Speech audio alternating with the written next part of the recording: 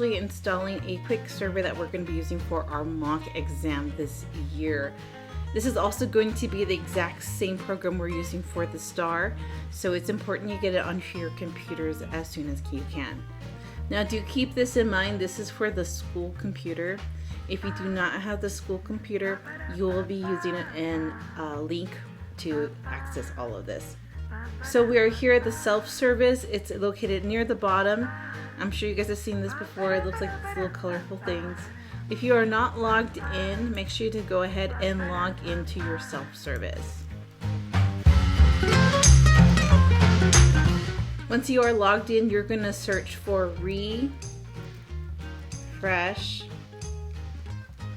computer.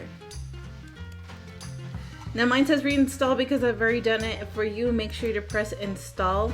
It actually resets your computer and refreshes it, so don't be afraid, it will log you out, okay? Once you do a refresh computer and it's gone through the entire process, you're going to open up the self-service again. Make sure that you're logged in. Sometimes it will log you out after it's completed.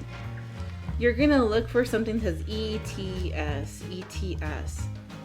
You'll find something that has a little Texas flag here. It's your ETS secure browser. This is going to be your STAR browser we're going to be using.